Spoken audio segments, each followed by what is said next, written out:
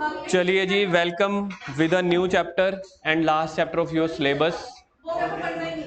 Last chapter of your syllabus accounting ratios. Exam की सबसे पहले मैं सीधा ही मुद्दे की बात पे आना चाहूंगा, बिना टाइम वेस्ट किए हुए। ये आपको पेपर में आने ये आपको पेपर में आना है जी चैप्टर। और इसकी एग्जाम की इस बार की वेटेज क्या रहने वाली है इस अटेम्प्ट के लिए?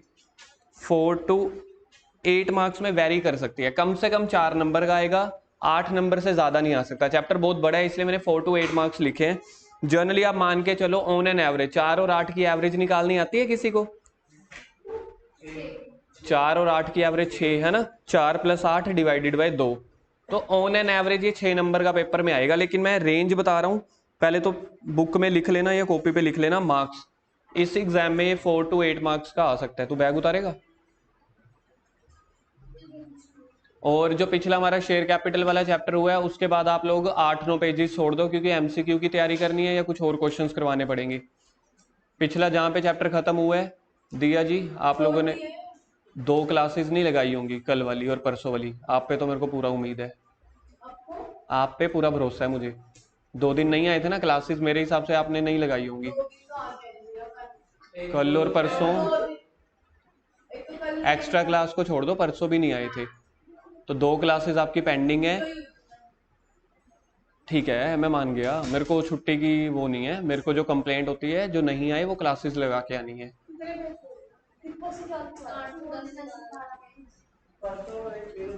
रजत, आपने लगाई है कल वाली क्लास? कल वाली, 1 मिनट मेरी बात तो सुन लो पहले, बीच में मत बोलो। जो कल वाली क्लास थी शेयर कैपिटल की लास्ट क्लास, उसमें वो क्वेश्चंस करवाए थे जो मैंने कल टेस्ट में डालने हैं। इनको पता है, जो आए थे उनको तो मैंने कल खुद ही बता दिया था कि वो क्वेश्चंस करवा रहा हूँ जो कल वाले टेस्ट में आएंगे। इसलिए आप वो वाली क्लास कल वाली तो देख ही लेना। उसमें एमसीक्यू की तैयारी करवाई है, ठीक है। और बड़ा क्वेश्चन था जिसमें वो चारों प्रीमियम थे, वही वाला क्वेश्चन कल मैंने डालना ही डालना है, चारों प्रीमियम वाला। मतलब कल वाली क्लास का आप ये लगा लो 8-9 नंबर का पेपर कल वाली क्लास में से ही आएगा। तो जो नहीं आए थे वो लगा लेना, जो आए थे एक बार के लिए फास्ट स्पीड पे करके आप उसकी रिवीजन कर सकते हो अगर करनी हो तो।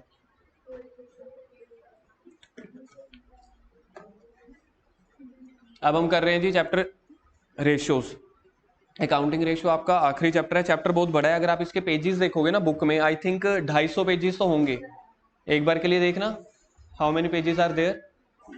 देखो 200 तो हर बार होते ही हैं, इस बार मेरे हिसाब से 250 तो हो ही सकते हैं, 250। राहुल कितने हैं देखियो यार एक बार।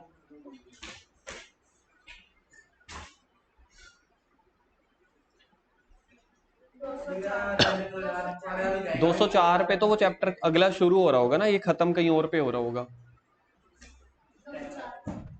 204, अच्छा, मतलब 200 हर बार होते हैं। मेरे को उम्मीद थी 250 पेजेस होंगे। देख लो जी कितने पेजेस हैं, 204 पेजेस हैं। करते करते कितने दिन लग जाएंगे हमें, है ना। अब बीच में किसी ने नहीं बोलना, 15 या 20 मिनट ही पढ़ाऊंगा। 5:51 हो गए, 6:15 से पहले ही छुट्टी कर दूंगा। आप लोगों का इस बार पहले तो ये मुझे पता करके बताना, क्या इस बार भी आप लोगों का वो वाइवा होना है या वाइवा नहीं होना इस बार?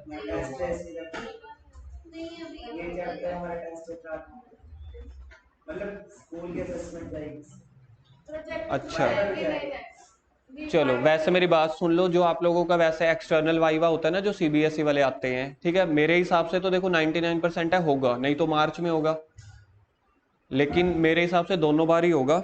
तो ये ना वाइवा का ये चैप्टर होता है सिलेबस का। वाइवा ना 2 ही सिलेबस चैप्टर से पूछा जाता है। उसका एक चैप्टर इस बार है सिलेबस में रेशियोज, एक जो चैप्टर है कैश फ्लो स्टेटमेंट वो अगले टर्म में है। तो इसका मतलब है अगर इस टर्म में आपके पास रेशियोज का चैप्टर है तो मतलब वाइवा होने की पूरी पूरी उम्मीद है 99%, क्योंकि वाइवा के बिना थोड़ी ना सीबीएसई छोड़ेगा। तो इस चैप्टर को आपने इस नजरिए से भी पढ़ना है कि वाइवा आपका हो सकता है, ठीक है जी। इसलिए मैंने यहाँ पे लिखा हुआ है, यहाँ पे वाइवा भी हो सकेगा और रेशियोज भी। अब रेशियोज का मतलब होता है इस चैप्टर में ना मेनली फॉर्मूले चलते हैं, तो टोटल 16-17 फॉर्मूलेज हैं, तो इसको बोल दिया जाता है टोटल। लिख लो यहाँ पे, जिसके बाद बुक्स हैं अभी, तो टोटल 16-17 रेशियोज। रेशियो का मतलब होता है किसी दो चीजों में रिलेशनशिप, उसको शॉर्ट फॉर्म में बोल दिया जाता है रेशियोज। जिसके बाद बुक क्या है, बुक के ऊपर लिखते चले जाओ, जो कॉपी पे शुरू कर रहे हो कॉपी पे लिखते चले जाओ। एग्जाम की वेटेज लिखो 4 to 8 मार्क्स। राहुल शुरू कर मेरे भाई। मार्क्स लिख लिए हैं कॉपी पे। उसके बाद लिखो टोटल 16-17 रेशियोज अंडर 4 कैटेगरीज। जैसे आप लोगों के पास सब्जेक्ट होता है, अकाउंट्स है, अकाउंट्स में कितने चैप्टर्स हैं, समझ लो 5। इकोनॉमिक्स में कितने चैप्टर्स हैं, मान लो 7। तो पूरे सिलेबस को अगर आप टोटल कर दें उसको बोल दिया जाता है रेशियोज। अलग अलग सिलेबस को बोल दिया जाता है कैटेगरी, मतलब अलग अलग सब्जेक्ट को। रेशियोज का सिंपल मतलब होता है रिलेशनशिप। इधर देखो आप लोगों ने मेजर हेड पढ़े हुए हैं, राहुल को तो याद थे। राहुल मेरे को एक बार मेजर हेड याद करवाइयो पहले। लाइबिलिटी साइड के पहला मेजर हेड क्या होता है? कोई भी बोल दो। शेयर होल्डर फंड है ना। शेयर होल्डर फंड मैंने वैसे ही मान लिया कि चलो 2000 रुपए हैं। शेयर होल्डर फंड के अंदर होता था share capital, reserve and surplus, है ना। सेकंड मेजर हेड किसी को याद है? हाँ, share application money pending allotment होता था। Share application money pending allotment, समझ लो ये कोई नहीं। तीसरा क्या होता था? नॉन करंट लाइबिलिटी, बिल्कुल ठीक है जी, समझ लो। करंट लाइबिलिटी ना, ये समझ लो हम मान लेते हैं 1000। तो फिर उसके बाद टोटल लाइबिलिटीज बन जाता था ना। कितना बनेगा टोटल? 6000। देख लिया पक्का? तो हाँ ठीक है। अब देखो जी, रेशियो चैप्टर में स्टार्ट कर रहा हूँ सीधा सीधा प्रैक्टिकल एक एग्जांपल के साथ। रेशियोज का मतलब मैंने अभी भी आपको क्या बताया है? Relation between the two items. Relation between the two items, उसको शॉर्ट फॉर्म में बोल दिया जाता है रेशियोज। रेशियो जैसे अब ना, ये रेशियो आपसे पूछना चाहते हैं कि नॉन करंट लाइबिलिटी और करंट लाइबिलिटी की रेशियो बताओ। ये वैसे पेपर आपका बुक का पार्ट नहीं है, अभी मैं आपको रेशियो का मीनिंग सिखा रहा हूं कि रेशियो का मीनिंग क्या होता है। समझ लो एक रेशियो पूछी उन्होंने, non current liability to current liability ratio बताओ मेरे को। मतलब आपने इसका रेशियो, इसका रिलेशन बताना है। रिलेशन का मतलब होता है कट कटा के कितना बच गया। दो चीजें। क्या रेशियो पूछी है मैंने? नॉन करंट लाइबिलिटी से करंट लाइबिलिटी ना। तो इसका फॉर्मूला क्या बन जाता है? Non current liability divided by current liability. मतलब जो चीज पहले है उसको ऊपर लिख दो, जो चीज बाद में है उसको नीचे डिनोमिनेटर में लिख दो। अब इस क्वेश्चन में आप मेरे को बताओ नॉन करंट लाइबिलिटी की फिगर कितनी है? बाकियों को किसी को दिख रही है नॉन करंट लाइबिलिटी कितनी है? तो मैं यहां पे लिख दूंगा नॉन करंट लाइबिलिटी की जगह 3000। करंट लाइबिलिटी कितनी थी? 1000। अगर मैं इसको काट दूं तो क्या बन जाएगा? 3:1 ना। इसको बोलते, याद है हम पीएसआर वाले चैप्टर में क्या करते थे, एडमिशन वगैरह वाले चैप्टर में 3:1 पार्टनरशिप की रेशियो होती थी ना। 1:1 बोल देते थे, 1:1 बोल देते थे। तो जो इसका आंसर आएगा ना वो आएगा 3/1। या आप इसको और कैसे लिख सकते हो? 3:1। इसका मतलब ये है कि करंट लाइबिलिटी के प्रोपोर्शनेट में नॉन करंट लाइबिलिटी 3 गुना है। 3:1 का मतलब ये हो गया ना, नॉन करंट लाइबिलिटी 3 है, करंट लाइबिलिटी 1 है। तो मतलब non current liability current liability के मुकाबले में कितने टाइम्स ज्यादा है? 3 टाइम्स। या आप हिंदी में क्या बोलते हो? 3 गुना। जिसको अगर तो फिगर्स इजी हो ना, अगर मैं किसी को बोलूं ना मेरे को आप लोग बताओ share holder fund to current liability की रेशियो क्या बनेगी? 2:1। Share holder fund to current liability ratio 2000 divided by 1000 आ जाएगा ना। एक बार फिर से, share holder fund to current liability ratio बताओ। तो शेयर होल्डर फंड ऊपर आ जाएगा, कितना है देखना, 2000 डिवाइडेड बाई 1000। तो आंसर क्या आ गया? 2:1। इसका मतलब है share holder fund current liability के कंपैरिजन में 2 गुना ज्यादा है। जब हम टाइम्स निकालते हैं तो हम ये पता करना चाहते होते हैं कि कोई आइटम किसी के कंपैरिजन में कितने गुना ज्यादा है, उसको बोल दिया जाता है रेशियोस या रिलेशन। लेकिन अगर आप फिगर्स में जाना चाहते हो पूरे के पूरे, जैसे मतलब शेयर होल्डर फंड 2000 पे है, करंट लाइबिलिटी 1000 पे है, मतलब डबल हो गई ना। आप इसको चाहे डबल बोल दो, शेयर होल्डर फंड डबल है। या इसको अगर मैं दूसरे सेंस में बोलूं, अब देखो मैं रेशियो देखो कैसे चेंज करने वाला हूं। अब जैसे एक बंदा डेटर होता है तो दूसरा तो क्रेडिटर ही होएगा ना। किसी ने पैसे लेने हैं तो ऑब्वियस है दूसरे ने देने होंगे ना। एक का डेटर है तो दूसरे का तो क्रेडिटर ही होगा ना। अगर मैंने सामान बेचा है मतलब मैंने पैसे लेने हैं तो सामने वाले ने देने होंगे। अभी मैंने रेशियो अभी क्या लिखी हुई है बोर्ड पे? Share holder fund to current liability ratio, मतलब 2 गुना। 2 गुना क्या चीज है किसके कंपेरिजन में? देखें किसको रीड करना आया। गलत, शेयर होल्डर फंड है करंट लाइबिलिटी के कंपैरिजन में 2 गुना। सामने स्क्रीन पे दिख रहा है यार, शेयर होल्डर फंड 2000 पे है, करंट लाइबिलिटी 1000 है, तो कौन सी आइटम बड़ी है? शेयर होल्डर फंड ना। तो share holder fund current liability के कंपैरिजन में 2 गुना ज्यादा है। इसको मैं अगर रिवर्स कर दूं, current liability to share holder fund ratio, तो क्या रेशो बनेगी? नहीं नहीं, पहले मेरे को फिगर बताओ। करंट लाइबिलिटी कितनी है? 1000। शेयर होल्डर फंड कितने हैं? इसका आंसर क्या बनेगा? 1:2। लेकिन इसको तोड़ तोड़ के बताओ क्या बनेगा। मतलब 1000 डिवाइडेड बाई 2000 कर दो। वैसे आंसर, हाँ बिल्कुल ठीक है। अगर मैं इसको सोल्व करूं तो बेटा 0.5 नहीं आएगा, कट कटा के 0.5 बन जाएगा ना। एक को अगर मैं 2 से काटूं, इज टू 1। सर ये क्यों लिखा है आपने? किसी को ये समझ आया मैंने क्या लिखा? कोई बाहर की दुनिया का कुछ नहीं लिखा। अगर मैं इसको कट कटा देता हूं तो यहां पे काट के ये 0.5 बच जाएगा, ये काट के 1 बच जाएगा। तो रेशो क्या बन गई? 0.5:1। रेशो का नेम क्या है? Current liability to share holder fund. तो आप ये कह सकते हो कि current liability is half of share holder fund, या आप ये बोल दो share holder fund is double of. यार ये तो मैथ है। अगर मेरे को इसको काटना है, नहीं नहीं नहीं, ये 1000 डिवाइडेड बाई 2000 करना है मेरे को। आधा है ना ये, आधे को मैं क्या लिखूंगा? अब इसको मेरे को काट के दिखाओ कैसे काटते हैं। 000 से 000 कट गया। अब 1 और 2 को काटना चाहता हूं मैं। सबसे जो जेन्युइन फिगर होती है ना, 1 पे लेके आना चाहता हूं नीचे वाले को। अगर मैं नीचे वाले को 1 पे लेके आना चाहता हूं, किससे काटूं मैं? हाफ से ही काटना पड़ेगा ना, आधे से काटना पड़ेगा। तो ऊपर आधा बच जाएगा। 1 का हाफ क्या होता है? आधा। 2 का हाफ क्या होगा? 1। क्योंकि जो हमें रेशो बतानी होती है ना, रेशो हमें इस रेंज में बतानी होती है कि पीछे जो है 1:1 आ जाए। 1:1 का मतलब होता है कॉमन यूनिट। आपका सबसे बेसिक जो फिगर होता है, देखो अगर मैं आपको कहता हूं आज क्लास में 8 बच्चे आए, स्टार्टिंग कहां से करते हो? 1 से ना। तो जो 1 होता है या 100 होता है ना, ये कॉमन यूनिट होता है अपने मैथमेटिक्स या करेंसी का। इसलिए अपन किसी भी चीज को जब इलेबोरेट करते हैं ना, तो वो 1 से अपन डिनोमिनेट करते हैं। परसेंटेज को कभी आप लोगों ने 80 से डिवाइड किया आज तक जिंदगी में? परसेंटेज निकालने के लिए क्या करते हो? 10/100 करते हो ना। क्योंकि मैथमेटिक्स डिसाइडेड है परसेंटेज को 100 से डिनोट करने। बाकी किसी चीज को अगर आपने कंपैरिजन करना चाहते हो रेशियो को, तो डिनोमिनेटर को 1 से कंपेयर करना है, ताकि पता चल जाए वो उसके कंपैरिजन में आधी है, डबल है, ट्रिपल है।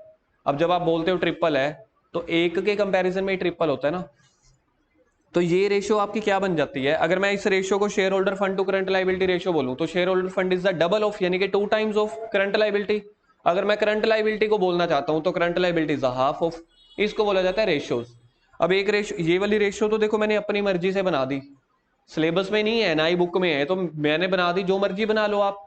लेकिन जो मार्केट में बैंक में रेशियोज काम आती हैं, किसी बिजनेसमैन के पास ना एसेट्स हैं। अब ये मैंने सारी लाइबिलिटीज लिखी हुई है ना। अब मैंने लाइबिलिटी साइड क्या क्या लिखा हुआ है? Share holder fund, non current liability, current liability.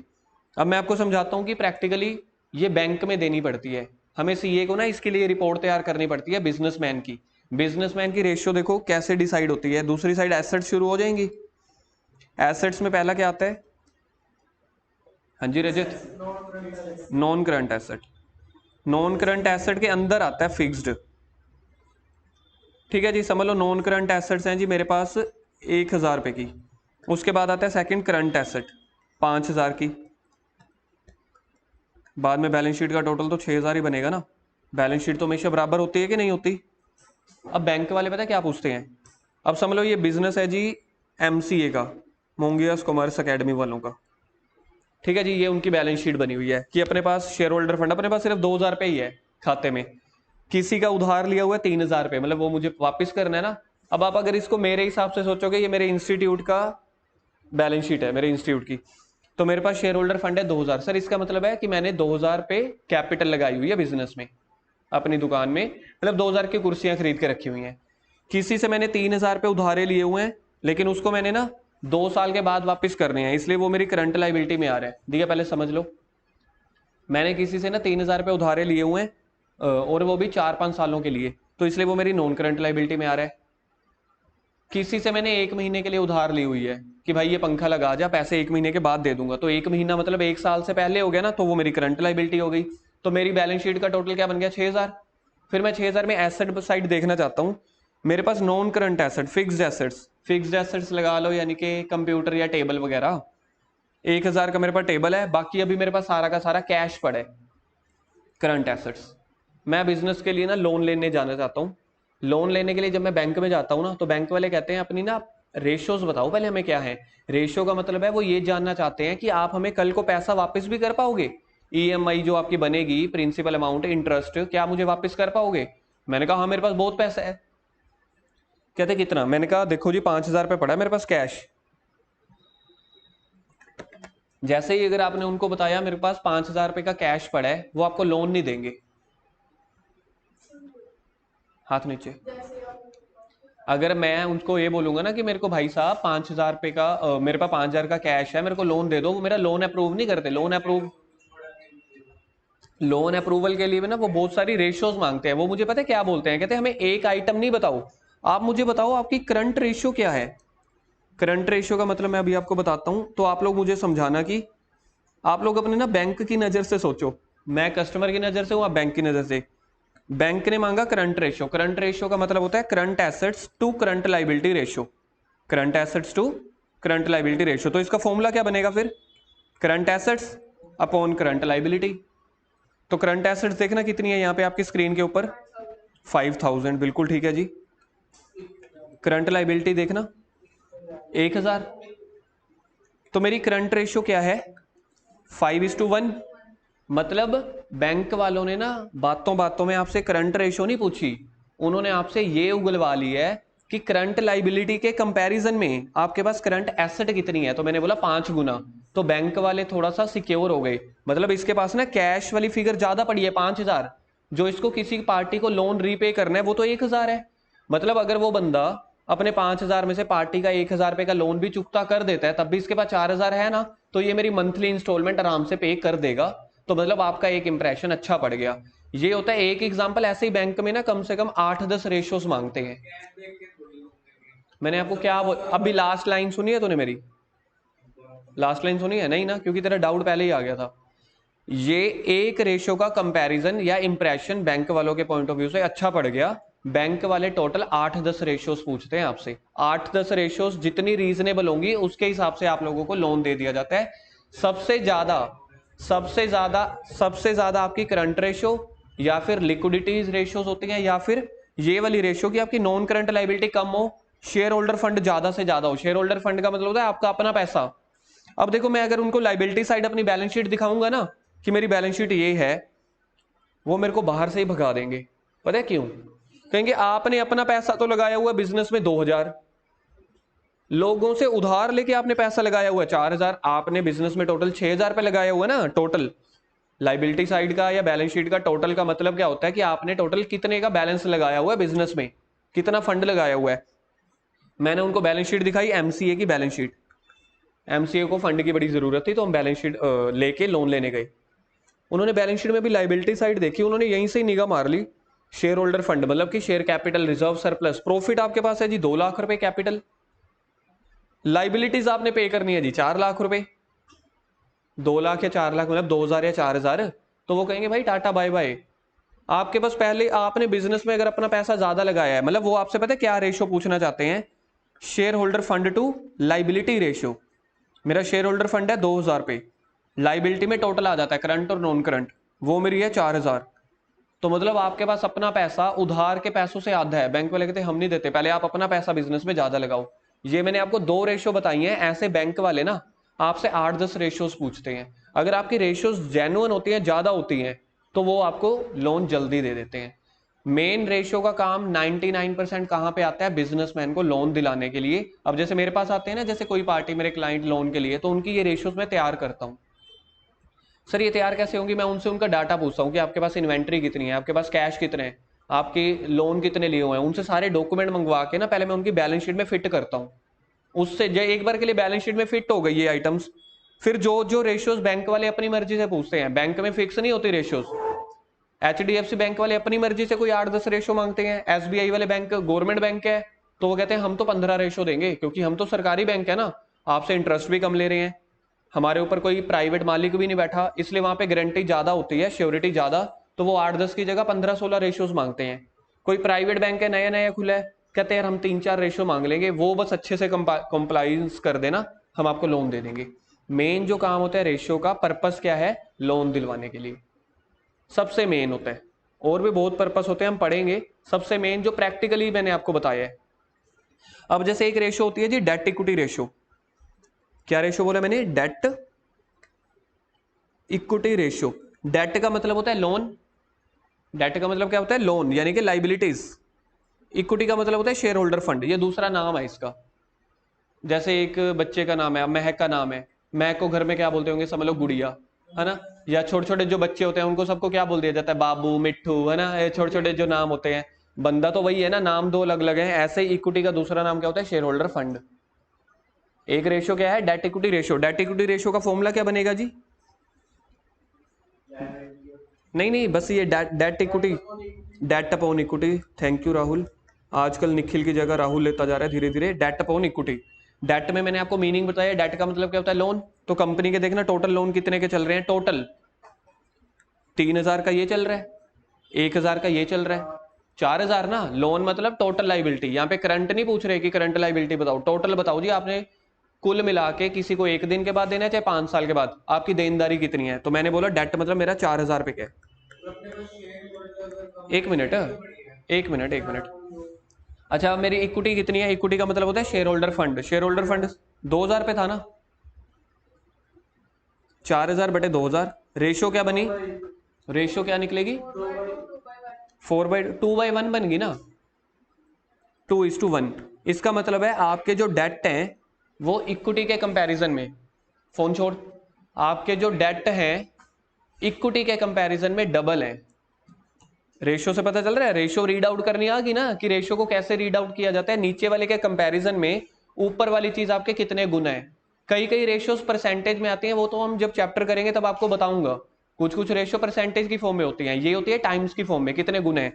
अब मेरे को बताओगे, आपकी स्क्रीन के ऊपर है, कंपनी के लाइबिलिटीज ज्यादा है या अपना फंड ज्यादा है, लाइबिलिटी ज्यादा है, साफ पता चल रहा है ना। डेट मतलब होता है पैसा देना, कितना ज्यादा है, डबल है। क्या बैंक वाले आपको लोन देंगे, नहीं देंगे। यार मैंने तेरे को क्या बताया है, टोटल 8-9 रेशो है, वो हर रेशो की अपनी अपनी जजमेंट देते हैं जी। ये रेशो आपकी अच्छी नहीं है, दूसरी अच्छी नहीं है, ऑन एन एवरेज फिर देख लेंगे। आपके सिलेबस में टोटल 17 रेशोज हैं जो हम करेंगे। बैंक वाले समझ लो आपसे 10-12 रेशोज मंगवाते हैं, एक रेशो के बेस पे कभी डिसीजन नहीं लिया जाता।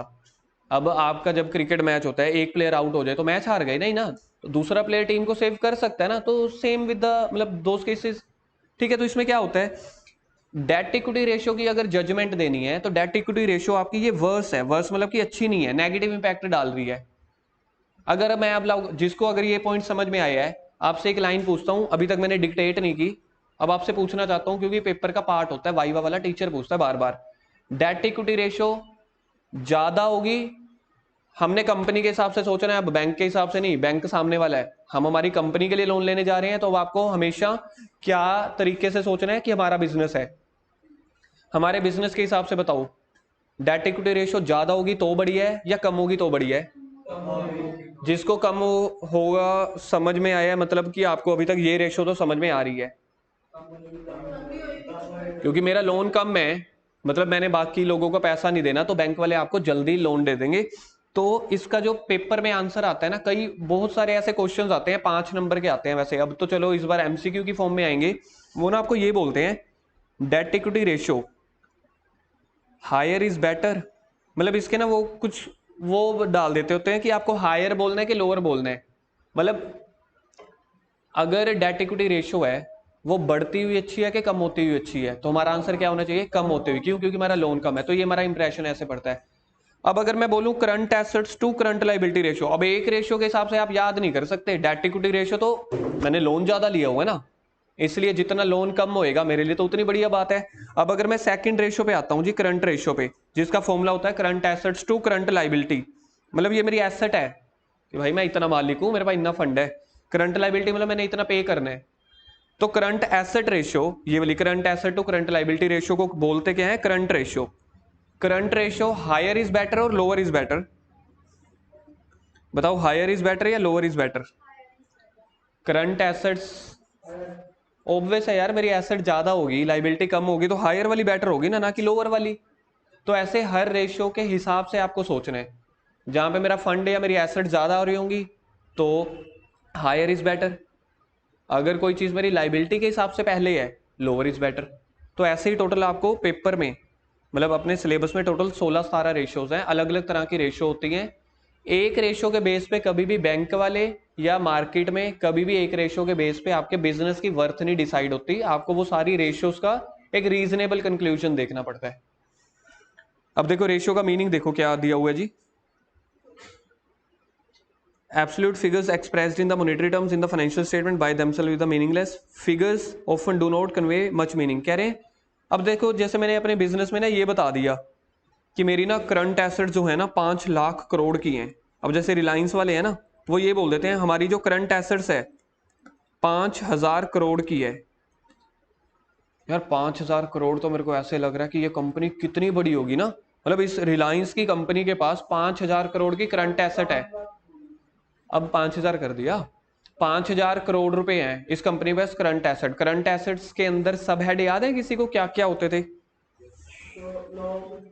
शॉर्ट टर्म लोन्स और एडवांसेस, इन्वेंट्री आता था, कैश एंड कैश रिसीवेबल आता था, ट्रेड रिसीवेबल आता है।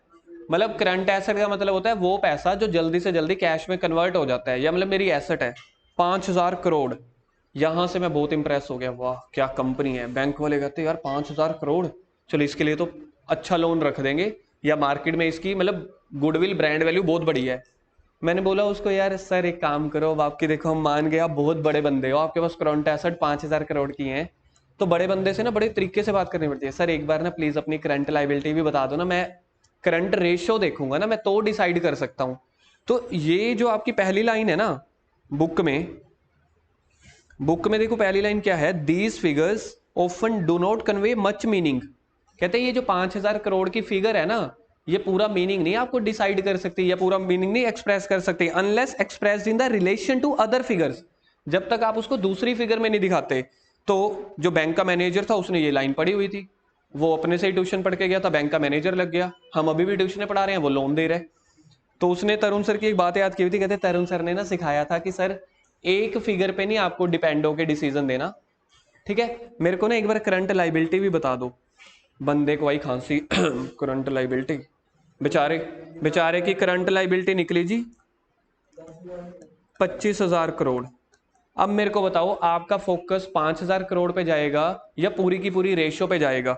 जब रेशियो निकालने लगे आप, करंट रेशियो का फॉर्मूला होता है current asset upon current liability, 5,000 divided by 25,000 crore. क्या आंसर निकलेगा? 1:5। तो इसका मतलब है मैनेजर अब पीछे को मुड़ जाएगा, कहेगा करंट एसेट के मुकाबले में करंट लाइबिलिटी आपकी 5 गुना है। मतलब आपने पहले ही 25,000 करोड़ रुपया देना है। अगर मैंने आपको 5-10 हजार करोड़ का लोन दे दिया, आप तो पहले वो सारा का सारा लोन उठा के पीछे वाले बंदों को दे दोगे, वो भी पूरा नहीं होएगा। तो कभी भी ये रेशियो का मतलब ये होता है कि कभी भी एब्सोल्यूट वन फिगर पे नहीं आपको बताना आंसर, आपको बताना होता है किसी फिगर के मतलब पे। इसकी एक और जीती जाती एग्जांपल आपके साथ लेता हूं जी। महक ने कल टेस्ट दिया, ठीक है। हमारे पिछले टेस्ट कितने मार्क्स का हुआ था? 19 नंबर का ना। तेरे 9 आए थे जो भी है, ठीक है, 19 नंबर का ही था। चलो जी, कल 15 तो क्वेश्चन थे बेटा। दिया बोलो रही था ना, बस खत्म करो, बात बोलो पहले, ठीक है। महक ने कल टेस्ट दिया जी, महक के नंबर आए। पिछला टेस्ट हुआ था 19 मार्क्स का, 19 मार्क्स का। इस बार सुन तो मैं, मेरी बात तो सुन ले। इस बार जो नया टेस्ट था महक के मार्क्स आए 18 मार्क्स। महक के घर पिछले वाला रिजल्ट पता है कि पिछले वाला 19 आया था, 19 में से आपके कितने नंबर थे? 9, 8। पिछली बार महक के 19 में से 8 नंबर आए थे। महक के घर वालों को ये चीज पता है। इस बार महक गई घर पे, पापा 19 नंबर आए हैं। पापा कहेंगे करंट रेशियो तो मेरे को भी पता है मार्केट में क्या है, मेरे को 19 नंबर मत बता, मेरे को बता आउट ऑफ कितने आए हैं, मेरे को तो रेशियो पता चलनी है भैया। Out of 40। अब रेशियो निकाल लो, 18 है ना, आउट ऑफ 40 मतलब 18 नंबर नहीं जस्टिफाई करते होते। 18 नंबर कितने परसेंटेज की फॉर्म में बनते हैं या आउट ऑफ कितने हैं, वो जस्टिफाई करते हैं कि आपके एक्चुअल पोजीशन क्या है। ऐसे ही जो फिगर होती है ना, कोई फिगर जस्टिफाई नहीं करती होती, फिगर का रिलेशन रेशियोज जस्टिफाई करती होती है कि आपकी फाइनेंशियल पोजीशन, आपकी स्टडी पोजीशन कहां पे है। हाँ चलो, बाकी करेंगे कल। हाँ जी लोकेश जी, आपका कोई डाउट था पूछने? अभी के लिए नहीं।